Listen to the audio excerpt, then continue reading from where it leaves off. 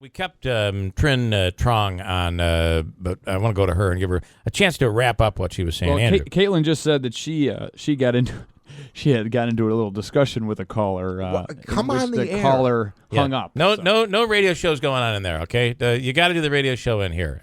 Exactly. This is the traditional booth. Andrew had his own radio show.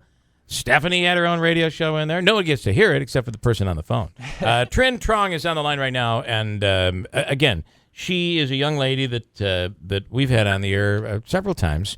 Graduated from Proctor and is currently a sophomore at Yale University and has big plans. Brilliant girl, and posted a picture yesterday of her and her mom coming into Hancock Airport. That was back 2001. Coming and entering the United States as a refugee, and look how things have turned out for her.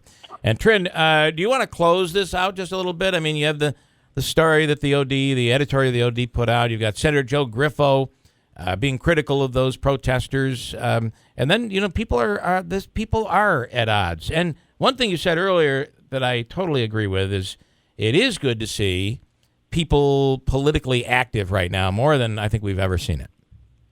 Yes. And I'll close with a few things. Like I was saying earlier, like, by tightening borders and, just trying to ban migration from those 7 countries, we're disrupting the American meritocracy. Like, if we want the best scientists, if we want the best doctors, if we want the best politicians, we have to let these people in. And the thing is, I'm going to clear this and dispel this, myth once and for all. The American vetting process for refugee individuals is the most secure in the world. It's so intensive.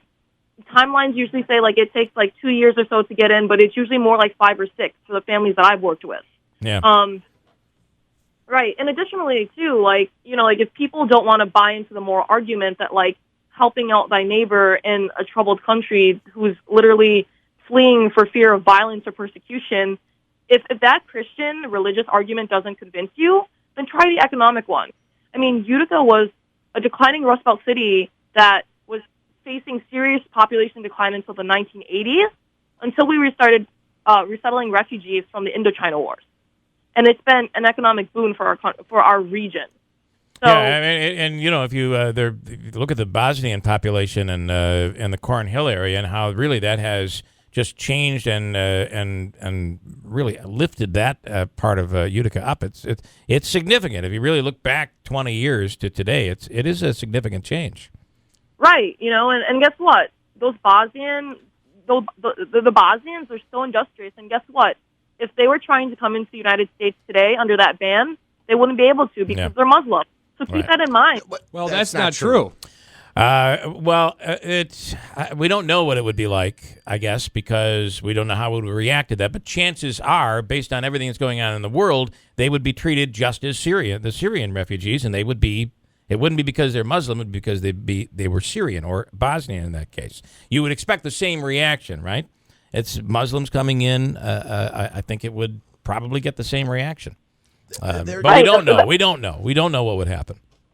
That's what I'm trying to say. But even if the numbers say that last year, about equal amounts of Christian and Syrian refugees were resettled. So Donald Trump first really limited the quota and decreased it whenever refugee resettlement starts again. Who knows?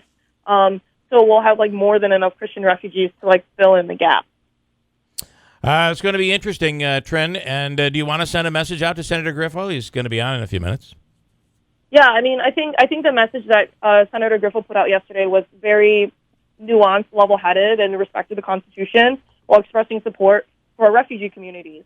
And I understand that politics are really important, but I think that it's important for all legislators to affirm their support for our local area and to promote the continuation of the resettlement program, because no matter what side of the political aisle you're on, right now, as the program stands, there's nothing wrong with it. It's the most secure in the world.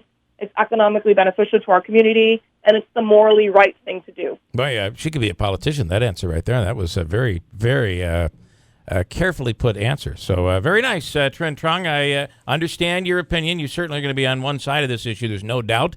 We're going to watch to see where you go and where your college career turns into a career. We're all kind of anticipating to see where it goes. So thanks for taking the time. Thanks for having me. Right. We will maybe talk again. Trinh Truong.